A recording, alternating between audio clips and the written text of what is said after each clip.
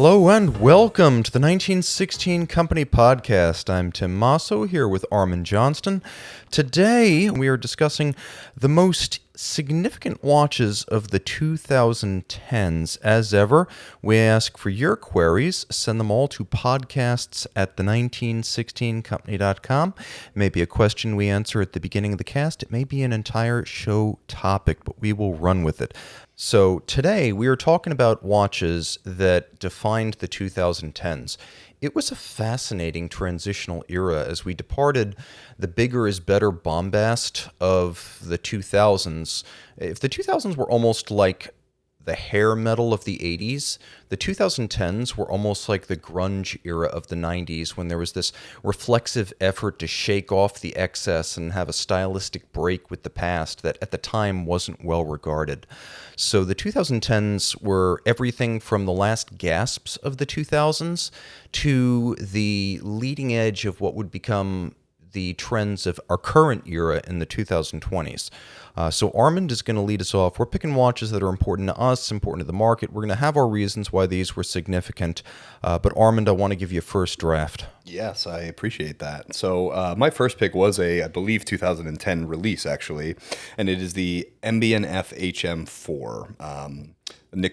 They nicknamed some of the models the Thunderbolt. It is the Pilot plain instrument cluster inspired, two-headed, outlandish, fuselage-shaped horological machine. Yeah, if you've ever seen, remember, the A-10 Warthog, the American ground attack jet, is formerly the Thunderbolt II. The Thunderbolt I was the P-47 in World War II. Republic built that, and the Thunderbolt II is better known as the Warthog, but technically it is the Thunderbolt II. And if you look at the engine nacelles, there's two of them. Designed for survivability, they're mounted above the center line of the airframe, and that layout with the nacelles above the body is exactly what the HM4 Thunderbolt looks like, and it is one of the most collectible mb&f watches. It also marked mb&f's move into manufacture calibers, which was a step forward for Max's brand. It was very expensive in its day, and it took a little bit of time to gain momentum, but ultimately they all sold out, and they have a very robust aftermarket today. It was a big step forward for Max. It's very interesting. You know, when we think of Pilot's watches, we think of large, oversized in general, but legible. And this hits a couple of those marks. This is oversized. It's purposeful. A lot of mb&f designs in general, I like to call purposefully designed, purposefully sized, because they are horological machines after all. You know, they're a step beyond wristwatches to a certain extent. But what I find interesting about the HM4 in particular is that you have a very classic Pilot watch layout. You even have the horizon triangle in the timekeeping portion, depending on which edition you get, and you do have a power reserve in the other. So I think that's a really fun touch to kind of put that Pilot watch, the horizon, at the 12 o'clock in the timekeeping portion, just another nod towards aviation. Yeah, I love that watch. I love everything about it. And I asked Max about this, and he said that it has a cult following like few of the watches he's ever made. And he's made a lot when you consider he goes back to the Harry Winston Opus series days. Quite a few memorable watches from that sequence, and mb&f itself kind of coins watches that are easy to love and time machines that are easy to love. So for him to mention that this was particularly important, and particularly beloved, I think that kind of says it all. You know, sometimes we do play favorites with our kids. What is the first one on your list? Okay, so from that same year, this is a watch that helped to define a brand that was just relaunching itself internationally at the time. But 2010, Grand Seiko launched a watch called the SBGA 011, but the world remembers it as the Snowflake. 40 millimeters, titanium, 44 GS case, I believe, and it was a spring drive watch with a dial designed to look like fresh fallen snow around the Japanese studio that makes the quartz and the spring drive watches. It was a watch that a lot of people thought was nicknamed Snowflake by the collect community, but in fact, it was formerly named as much by the artisans up in Shiojiri who originally designed the dial. It's designed to look like a snowfall, and it's designed to look like snowfall around the Shinshu studios where these things are actually made. And pardon me, I called it a 44GS. It's more of like a 9S type case shape. But it is a beautiful titanium 40 millimeter watch with a spring drive movement, a fired blue second hand. And it's not just that the dial is white, it's that the dial is textured. And depending on who you listen to, it takes somewhere between 10 and 30 steps to get the dial that way. But it became a defining watch for a company that was struggling to define itself at the time. Grand Seiko was very strong in the domestic market, but internationally relaunching itself. This was a big watch along the way, the SBGA 11, and I think there are some brands that have watches that tend to be known by reference numbers. Patek Philippe is one of them, of course. Grand Seiko is also another one, but when you have a Nautilus, or you have a Snowflake, or you have a Calatrava, it really does wonderful just things for brand recognition. It is a dial that defined a brand and helped to relaunch a company that, frankly, short of maybe the relaunch of Tudor, has been the great success story for like international marketing and growth over the last decade. And that was just an incredibly important watch for that brand. I have sold dozens of Snowflakes, both SBGA 011 and SBGA 211. And this watch, it defies the brand. It goes beyond Grand Seiko. It goes beyond what Grand Seiko represents. And what I mean by that is this, to certain collectors, it's hard to shake the name. It's hard to shake Grand Seiko. It's hard to shake the Seiko name. This transcended that. This was one of the first watches that Grand Seiko put forward that truly transcended that to a lot of collectors. And I thought that was very interesting because, at the time you had a relatively entry-level price point of $5,200 at retail, I believe. A grade 5 titanium case. Yeah, they call it high-intensity titanium, but guys, it's grade 5. Unless someone proves otherwise, it's grade 5. And I remember being surprised at guys who would buy various other brands, Omega, our friends with the Crown, Cartier, a few different style brands. And this was really at the time looking left when a lot of others were looking right. But the SPGA 011 absolutely stepped outside of its Grand Seiko classing and really brought the brand to the forefront for a lot of people, a lot of collectors.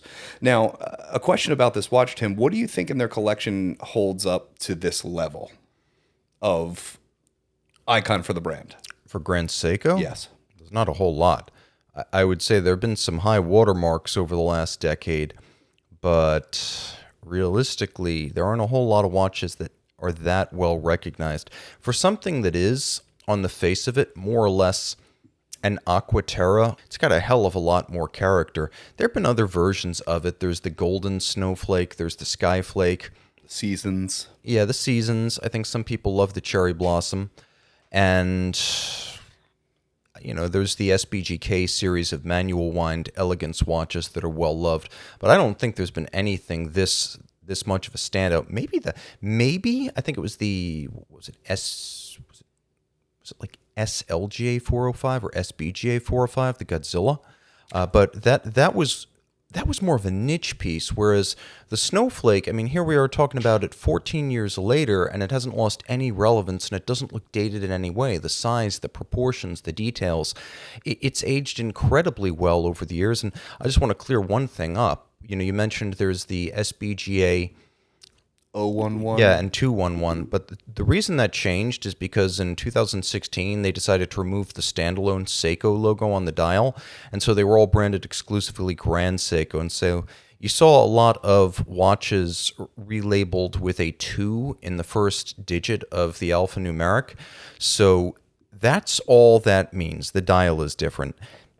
You'll see Grand Seiko at the 12 o'clock position rather than Seiko at 12 o'clock and Grand Seiko at 6 o'clock. Yeah, I don't really think, I think maybe the SBJ 405 Godzilla was as distinctive just because it had so many weird elements on it that were standouts. Of course, the sun ray or the radioactive ray dial, and the unique polyhedron titanium case, and the radioactive leather strap, which was an incredible piece. But I don't think there's anything. We're not going to be talking about the Godzilla 14 years from its release date, except as a novelty. I'm in total agreement there. And I think one thing that the Snowflake really nailed was wearability too. Yeah, it's an easy watch to wear. And, we've had our differences with titanium Grand Seiko bracelets, but give them credit for going into the mainstream with titanium bracelets. That's not something, some of the price peers do necessarily. And I've never had a problem with pins and sleeves. You just need a block and a punch to size them. So for me, that was important because I don't think there is the modern Grand Seiko, certainly not at the level it's operating now, without the breakthrough product that was the Snowflake. What else have you got for me? So my next one is significant to me because it really kick-started the brand back in the States, and this is the Tudor Heritage Chrono. I believe it came out a little bit before, but I think Tudor came to the States in 2013 again. Is that correct? I believe Tudor was back a little bit earlier than that, because I could have sworn that the original Pelagos and Black Bay launched in 2012, and I thought we got that year of.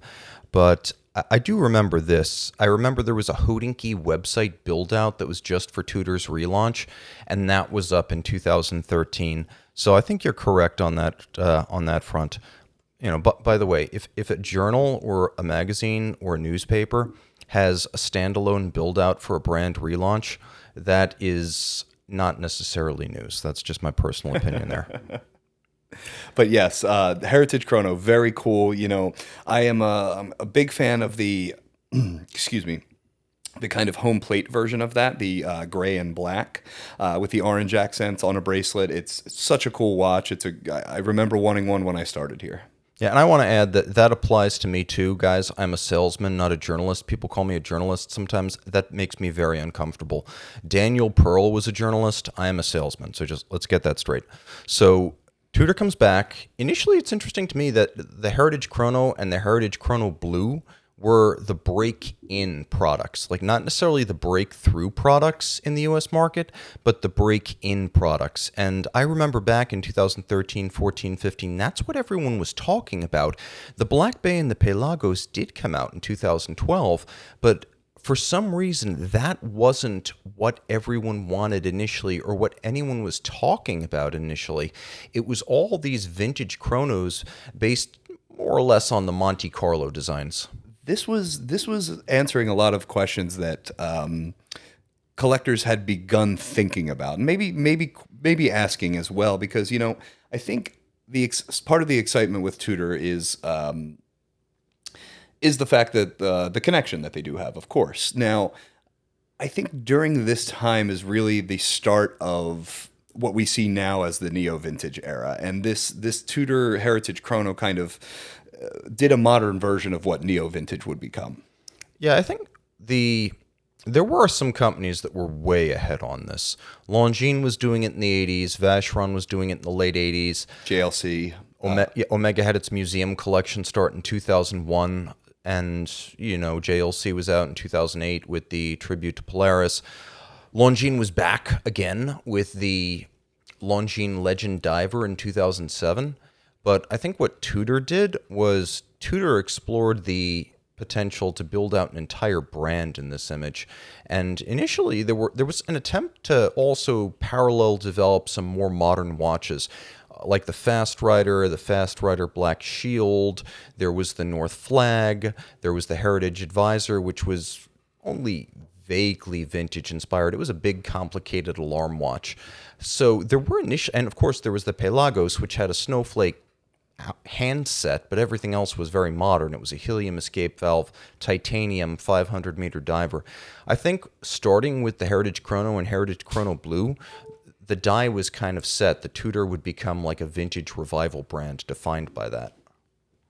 And of course, they'd been out of the U.S. market since 2004. That's not to say they hadn't been building internationally, but if you look at the stuff that they had during the 2000s, the Iconaut, the Hydronaut 2, there weren't a whole lot of smash hits, even as they tried to kind of put their shared heritage with their parent brand behind them.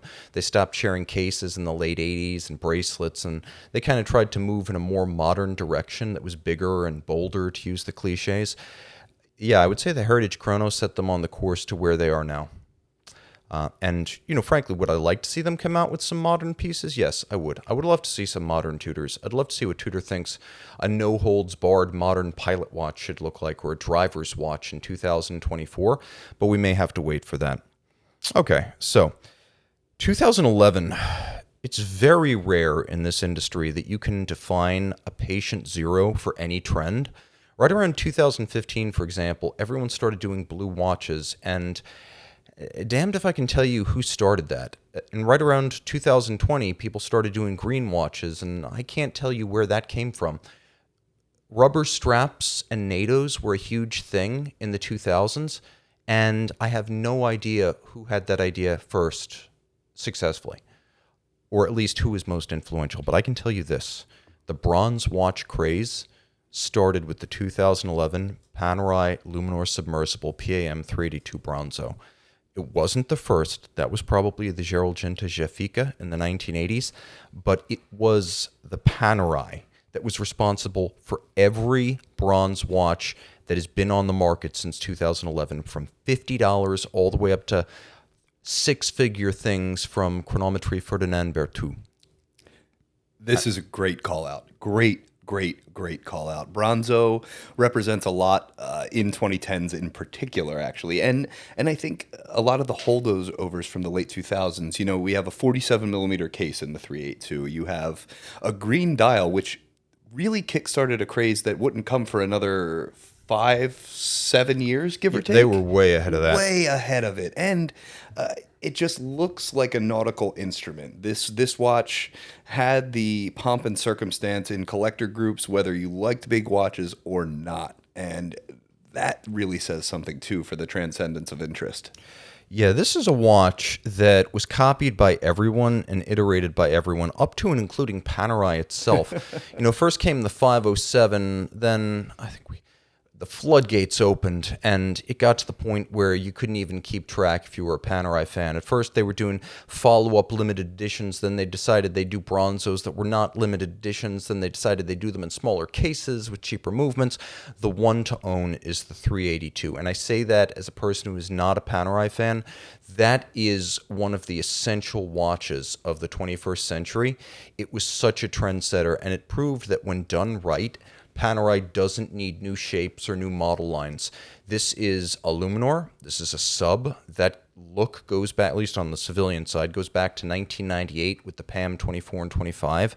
And so what they did was they decided to emphasize the company's nautical heritage in a way that wasn't overtly tactical. It would have been so simple to just do a black watch with some, Decima MAS thing on the dial and, the pig on the back, and so easy to do. Instead, they went with bronze, which has a lot of historic links to the Italian peninsula and pioneering civilizations, links to nautical fixtures on yachts and combatant ships, green, a color associated with the military, but also sort of foreshadowing the future of the bronze case itself. So it was so well done on so many levels. It works as a Panerai, it works as a design generally, it works as a nautical watch, it works as a tactical watch. There's so many sideways glances to so many different traditions there.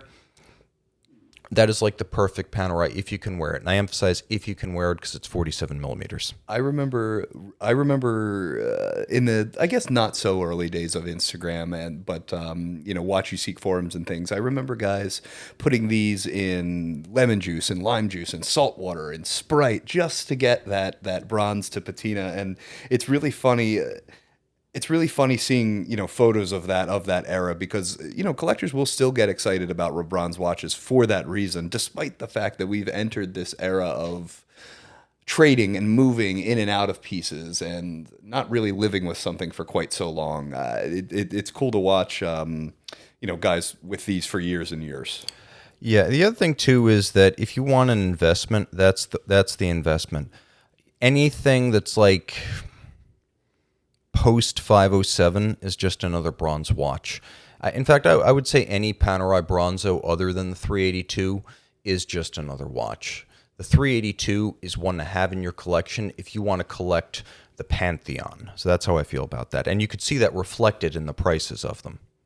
Like, there, you can get a cheap Panerai Bronzo. You will not find a cheap 382 unless it's been decrepified to like Statue of Liberty levels of decay. Okay, so what else do you have for me, Armand? All right, we're plowing now, along. We have discussed this watch a few times, but I couldn't not mention it. The Omega Dark Side of the Moon.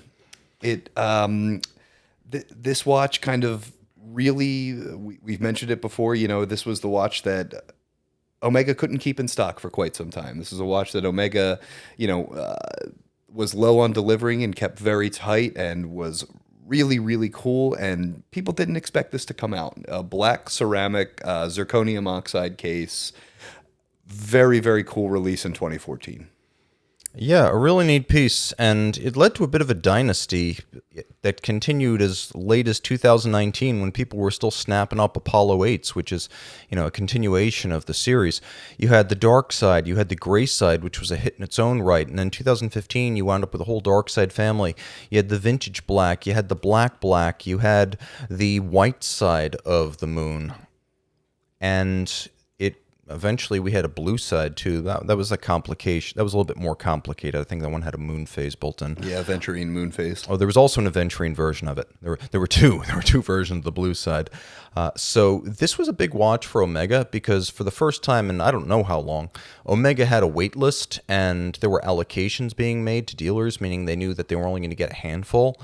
And for once, Omega had something approaching the phenomenon you find at its famous rival from Geneva, where there are wait lists and there are allocations, and you can't simply walk in and take delivery on the spot. And that continued through the gray side the next year.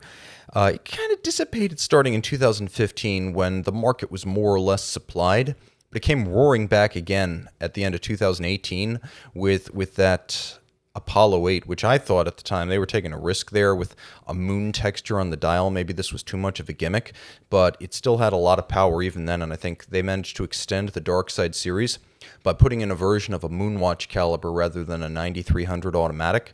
And I don't think it's run out of steam yet. I think the Dark Side series has been a huge franchise for Omega, and I think it's probably got a gear or two left. This also would inform that Omega would push the boundaries on ceramic as time goes on, and Swatch Group in general. We saw some Blancpain ceramic pieces in the later gray ceramic and the blue ceramic. You saw some Omega, blue. What am I thinking of? Ultra deep blue. Oh yeah. I think was there a ceramic GMT as well? There's some 37 millimeter ceramic Planet Oceans. They've done a lot. Yeah, there are ceramic GMTs, Planet Ocean GMTs specifically. Yep. So yeah, a great watch and an important one. Personally, I like the gray side a little bit better. I think the lume's more interesting and it's a more versatile watch. But again, you don't get the gray side without the dark side. Okay, so it's like the Force. You can't have the dark side without the light side. Balance. So 2012, the Tudor Black Bay. This is a watch that completed the Tudor comeback. And, it is interesting, Armand mentioned the Tudor was relaunched in the U.S. in 2013, and initially the momentum was behind the chronographs. I don't know when the Black Bay happened as a phenomenon, but I do recall that by the time we got to 2015, it was definitely the Tudor. I don't know when the light switch was thrown, but by 2015, that was the Tudor. And by 2016, it had manufacturer movements, we had different variants, we had bronze versions, we had an explosion of the model line, and they just kept running from there. I think the light switch turned on when they released the blue model, because after the blue model, that was the first time... after the blue model, I guess, did come the black model, which had a relatively short run in the ETA movement, but... I think a lot of people were interested because from the brand's older brother, you could only get blue if you went with a precious metal option. And then, it's still going. Like, it's still very relevant. It found another gear with the Black Bay 58 in 2018, and they found ways to cleverly iterate it without killing it. So, in as much as it helped to really revive the brand, yes, hugely important watch, but also still relevant in a way that, maybe the PAM 382, for example, isn't. The bronze watch craze has kind of petered out, whereas the Black Bay gave rise to every duplicate, everything from, the Rado Captain Cook all the way to, vintage dive watch reeditions from Ulysse Nardin, like the Diver Laloque. So this was huge for Tudor, still relevant today, and it spawned an entire legion of copycat vintage divers at all price points. So a very high impact watch for the industry as a whole. And where are we going from here? We're not nearly done. This was a long decade, guys, longer than most. I know they're all 10 years, but that's only on paper. This one was long.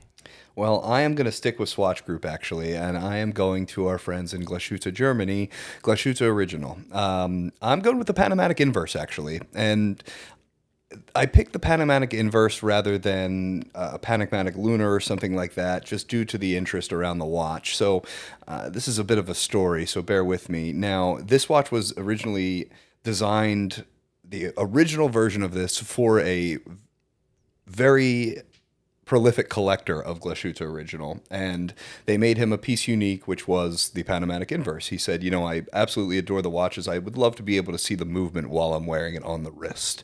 And the Panamatic Inverse was their answer. The client, of course, was blown away, loved the watch, and the brand themselves was blown away and loved the watch. So hence the Inverse was born.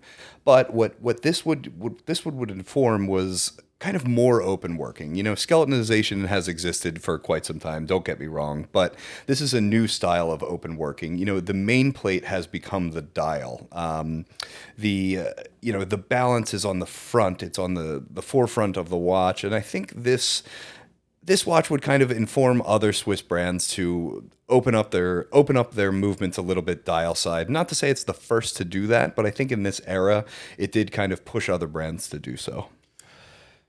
Yeah, I think that's a good call. All things considered, the Inverse started in the 2000s, but I think with the automatic version, they found something that people could wear every day that didn't feel too dressy. Automatic winding is sort of, I would say in the modern era, more often than not a requisite for daily use. That's how a lot of people feel. And the original Pano Inverse was a manual wind, and while I liked the idea, I do think it hit its stride with the automatic, and it's hard to say that there's any real design icon at Glashütte Original because, for the most part, it's known as a movement manufacturer and kind of faceless. Like, it doesn't have a Datograph, doesn't have a Zeitwerk, doesn't have a Lange 1, whereas this feels like the only real enduring design identity that the company has, and so I definitely agree with that. When you think of this company, you think of that watch. And a lot of times when people are looking to buy one and just one from that brand, that's the one they go for. Okay, so I think that it's important to recognize the 2018 Cartier Santos for a couple of reasons. First, it was a reboot of Cartier's longest running wristwatch line dating back to 1904. That was the first Cartier wristwatch. That was the first pilot's watch by a mile for a dirigible pilot, Alberto Santos Dumont. That was a model that was among the very first sports watches, if you want to throw it into that category too. And it's been quite enduring, but also because in 2018, Cartier was transitioning hard away from its enormous expenditure on complications and horlogerie and watches that were priced in the 6 and even 7-figure range during the late 2000s and through the early to mid 2010s. They spent a fortune on monster complications shepherded by Carol Forestier-Casapia and her team. And a lot of times they were huge, delivered in the, Rotonde de Cartier case. They were coming out at such a rate that, even I had trouble keeping track of them. And when it became obvious around 2015 that Cartier was going to cull the whole herd and move quickly away from that type of watch and that type of price point, I think a lot of us had doubts about how effective that would be. And, how far can you stretch the tank, for example? Because that's the direction it looked like they were going in. But the 2018 Santos proved that Cartier could stay true to its heritage, make a watch that didn't cost a fortune, and still have a relevant product that was exciting and broadly appealing with legs to develop and evolve over time. That was, in my opinion, the best all-around sports watch of 2018. And while it lacked lume up front, it would gain it the next year. So you've got a watch that's 100 meters water resistant. You've got a watch that comes with a quick release bracelet and a strap. You can swap between them. The first ever no tool sizable bracelet where you could literally remove bracelet links and size the bracelet with a fingernail. Anti-magnetic to a ridiculous level, about 1,200 Gauss. Manufacture movement, a simple one, a drop-in replacement for a 2892, but all the same it was theirs. And it just was redolent of Cartier heritage and history and design DNA. And I think that was the moment I became a believer in Cartier's new direction, and felt like they could easily bring to market a watch well under $10,000 that wasn't going to compromise them, wasn't going to put them into a Longines or a Tudor price class or lead to cynicism among collectors. I think it was better than what came before, and the fact that it cost so much less and felt so solid in the hand was a testament to everything they did in the 2000s and 2010s, bringing in case making and bracelet making and dial construction and movement manufacturing. They could have something that honored all those traditions and used all those faculties without charging real estate prices. I was deeply impressed by the Santos then. I remain deeply impressed by it today. You know, with regard to the Santos, I think something about that watch can be said that we don't say about many watches, and it's the fact that I welcome a decent amount of SKUs in this. You know, I welcome dial colors. I welcome steel and gold combinations. I welcome the black DLC. And that's interesting because generally when you and I talk SKUs, we always say brands have too many SKUs. In this case, I really think it works. You know, you have everything from mid-size to larger size, blue dial, silver dial. You can get a slate dial. There's the green dial version. And they all work. They all play. There's yellow gold, rose gold, two-tone. It's very cool, and I want them all. Yeah, I think it's better to have a few strong references and model lines and then iterate them widely than to have too many model lines and too many distinct models.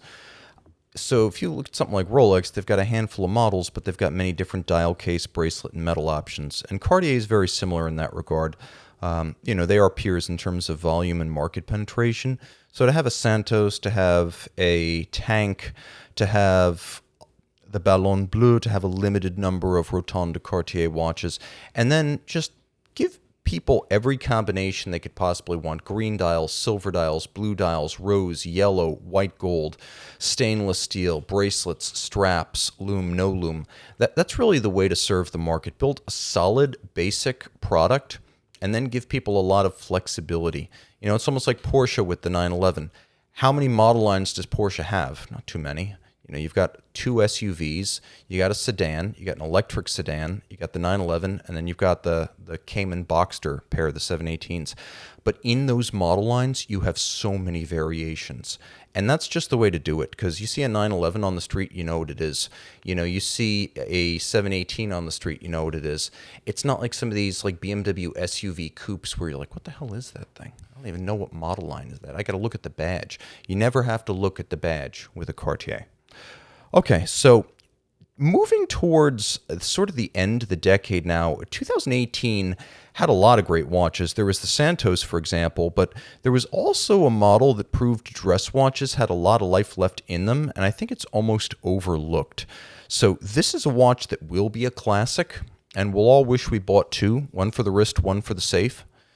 But the 2018 Lange und Söhne Saxonia Thin Copper Blue. And my goodness, this thing was like a Haystacks Calhoun body slam to F. Pigeon's Chronomètre Bleu. I would even go so far as to say in a year that also saw the debut of the Régepe Chronomètre Contemporain, the Saxonia Thin Copper Blue was even better. I think this is a watch that leads with the dial and wins you over entirely on that basis. Lange has long been the watch you want to wear upside down to see the movement. And while this doesn't have a poor man's Lange movement by any means, I don't feel any need to wear it inverted. I really love the dial. The dial is bottomless. It is glossy. It is complex. It is imaginative. It's blue enamel. It's got enough translucence that you can see the metal elements in it. It is absolutely hypnotic, and Look, even without getting into the thin profile, 6 millimeters measured, or the fact that at 39 millimeters it's a great all-around size, or the fact that its 3-day manual wind movement is still quite credible, this is a watch that anyone who likes formal watches should love. This looks like something that, were it a few millimeters smaller, could have been released at the height of the dress watch era in the 40s, 50s, or 60s, and would have been a standout. This is a watch that we don't respect enough right now. This is almost like, let's see, what would I describe it as? This is almost like when Elvis was touring with his hillbilly band and a toy guitar in the early 1950s, and no one knew who he was. This is a watch that will be remembered for decades, and I do think someday the collector market for it will catch up. I think the formal nature of the piece, it is despite the size at 39, it is a borderline perfect tuxedo watch, if there were one. I think the formal nature of this and the time that it came out puts it in a particular place, because you're right, it is out of era for what it is. It is a no complication, true time only dress watch, and it has some little bit of, shall we call it, animation into the dial with the aventurine. I think that's why it's less than appreciated. I think the nature of the piece in general, due to the time that it came out, is why we're looking at it with that lens. And I think you're spot on. I think a lot of people are going to want this watch. Well, the problem is the era in which it came out, if you look at what people wanted from, first of all, it came out at a period when Longo was not strong. In 2018, they had yet to launch the Odysseus, and there was all sorts of discounting, overstocking. It was a challenge. The brand was trying to redefine itself, and what people wanted at the time, they wanted vintage Longa, they wanted Pour le Mérite Tourbillon from the 90s, they wanted the rare, Longa 1A, or the almost unheard of steel Longa watches. They wanted the Lumen series. There were a couple of limited editions that were hot, but the company's like rank and file dress watches weren't super hot or sought, and this kind of got lost in that shuffle. And then in the debut of the Odysseus later on, the refocus on Longa sports watches became sort of an obsession unto itself.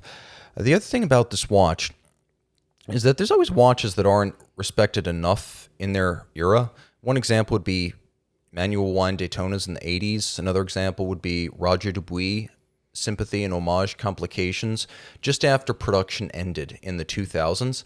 And I remember back in like 2013, Roger Dubuis Sympathy 37 by Retrograde Perpetual Calendar, the watch Dubuis himself wore. What would you pay for it? $13,000.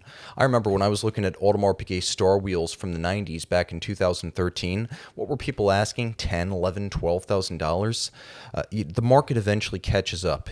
If a watch is truly great, eventually it gets discovered. Whether it's a celebrity or some encyclopedia written by John Goldberger or Guido Mondani, or there's an auction that brings it to attention, eventually merit rises to the top. This is a great example of a watch you can still buy for right around what it retailed for, and what it retailed for was low 20s, so highly recommended. We are not quite at the end, but we're sort of like in the ninth inning of this. So Armand, what do you have for me?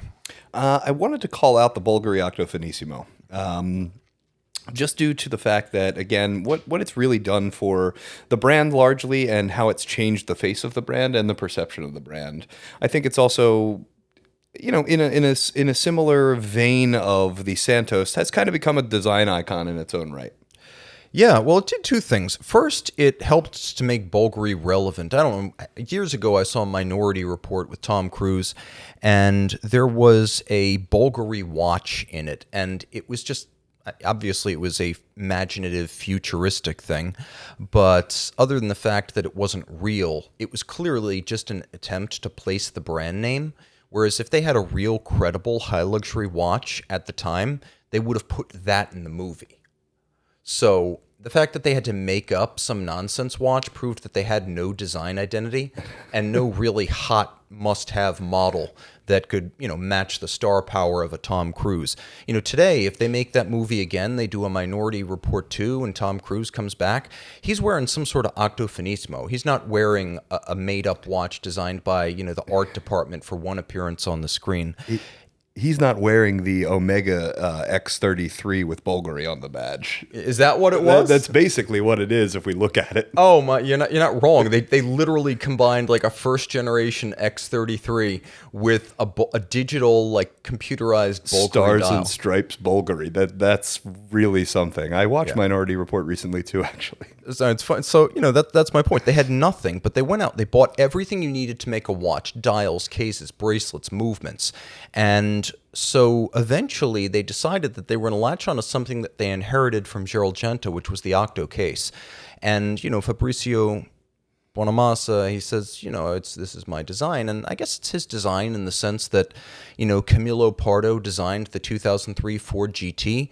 Well, it was based on the design of the Ford GT40 from the 1960s, which was designed by Ron Bradshaw, but Pardo made it palatable to a modern audience, and he updated it. But, again, this is having the confidence to take something designed elsewhere and put your stamp on it without feeling like you have to just break the mold, throw it out, and start from scratch. And that does take both integrity and confidence from a designer, because the way this could go wrong is like the 2016 IWC Ingenieur and Christian Knop at IWC. He's like, well, I don't want to use the Gerald Genta Ingenieur because I didn't design that. So he goes back to the design from the 50s that no one remembers and no one likes.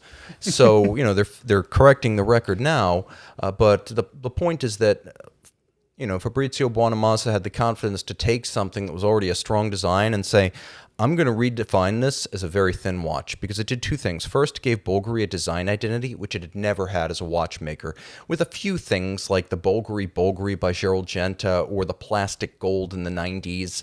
There was the Diagono and the aluminum. They had little moments, but they never had anything sustained. And with this, they finally did. Starting in 2014, when the first one, the Tourbillon, came out, almost every single year, there was some sort of world premiere that was the thinnest of its type. And it revived interest in thin watches generally. Piaget started to defend its turf as a traditional thin watchmaker. Remember the Altiplano Ultimate peripheral rotor, or the Ultimate Concept? It was only 2 millimeters thick. And then Richard Mille got into it with the Ferrari UP01. And then Bulgari struck back. So we have this not just stronger than ever Bulgari brand, we've got this whole sort of flowering of interest in thin watches, which was always a mark of distinction and prestige historically. It just hadn't been prior to the Octo Finissimos in a long time. I would argue the design icon of Bulgari was the Serpenti, which is not a gent's watch before the Octo Finissimo. But it's interesting, you can look at the Finissimo and it screams Genta design in general. Now I see I understand the tweaks, I understand the updates, but it's very hard to look at this and not think Genta, I also love that this design made it into only watch. I love the weird, funky marble only watch that they came out with within the Octo Finissimo case. Yeah, absolutely superb stuff. Good call. That was on like my extended list. So I'm going to throw out one that I think is important, not because it is hugely influential or because they're going to make a ton of them or because it's a make or break for its brand or because I think it's going to start a trend of any kind. So you might ask, what's relevant about this watch? I'm selecting the 2018 Charles Frodsham Double Impulse Chronometer because it's a masterpiece. Because since the 1830s, Charles Frodsham has been known for marine chronometers, carriage clocks, pocket watches sold to the monarchy, a company that will restore any watch it's ever made, owned by Richard Stenning and Philip White, veteran watchmakers who are of the generation of Pratt and Anthony Randall and George Daniels and David Walter and of that caliber of watchmaker. And so they started working long ago, decades prior, in the early 2000s, on a watch using George Daniels' update of Breguet's double impulse, double direct impulse natural escapement. And it was with extensive input from the also late, great Derek Pratt that this watch was made possible. And it really was 2 decades in the making. and it's not small at 42.2 millimeters. And at 42.2 millimeters, it's a simple time-only watch, but it has a twin-barrel, twin drivetrain, double direct impulse movement, and everything about this is a veneration of Daniels, Breguet, and Pratt. It is the living embodiment of their collective contributions to horology. You can get it in a bizarre 22 karat yellow gold, which I absolutely would, even though I hate colored gold watches, just because it looks so different. It comes with everything that can be made in Britain on this watch is made in Britain. Hands, movement components, cases. The dial is porcelain. It looks like it might be enamel. It's actually porcelain, which is a sort of zirconium oxide, much like ceramic. And it features incredible fired hands that aren't perfectly blue. They're actually imperfectly blue, which is even better. And then you can get it with ciphers on the dial, which describe the chronometry awards won by the historic Frodsham company, but also the fact that they are suppliers to the monarchy. And normally this kind of flare or dial confetti would be anathema to me, but I feel like it's almost essential if you get this watch. These things auction at getting damn close to twice what they retail for. And the reason for that is that there's an 8-year waiting list. As the embodiment of excellence in independent watchmaking, I cannot think of anything better. And that includes Bernard Lederer's double impulse chronometer. That includes Régepi's Chronomètre Contemporain 2 or anything ever made by Journe. This watch is unbelievable. That 22 karat case is amazing. There is absolutely nothing like the color of yellow gold at high carat weight. And it is super weird. It looks almost patinaed. It's iridescent. There's something that is like a glowing yellow to that, and it's gorgeous. And now brands use 18 karat largely so they can, alloy depending on the brand, and so that it's a little bit stronger, a little bit less malleable. But the fact that this is 22 karat is so cool. It's almost a purposeful choice. That is really cool to me, and it does stand out as different visually. Yeah, and I just want to close by noting a few things. You may be wondering why weren't any watches by F.P. Journe on this list, because I believe that his most influential watches were all launched between 1999 and 2009. Everything that I thought was a breakthrough for him, the Tourbillon with Remontoir, the Resonance chronometer, the Chronomètre Bleu, his Octa 5-day caliber, all of these came out during a purple patch of 10 years from 99 to 2009. And I believe that most of what he did in the 2010s was filling out the model line. I absolutely could not agree more. I am a huge Journe fan, and you nailed it with that. His best innovation was done pre-2010, and, very, very well said. So that's sort of how I feel about that. I'm also going to say that I didn't pick a lot of personal favorites on this list because I didn't want it to be something that reflects the individual tastes of Tim Masso because, just as Time Magazine is not necessarily the best person or the most likable person, for Person of the Year, you go for relevance. And so I tried to lead with relevance there. And that's why of the watches I mentioned, maybe just the Santos and the Frodsham are really closely held personal favorites of mine. That's funny because the very same with me. I would say probably the mb&f is really my most favorite. Yeah, I like that one a lot. Is the top of my list, but otherwise not my personal favorites. All right, so guys, remember, this is an interactive program. If you would like to seed future discussions, forward all of your questions, queries, and topic suggestions to podcasts@the1916company.com. I'm Tim, he's Armand, and thanks for logging on.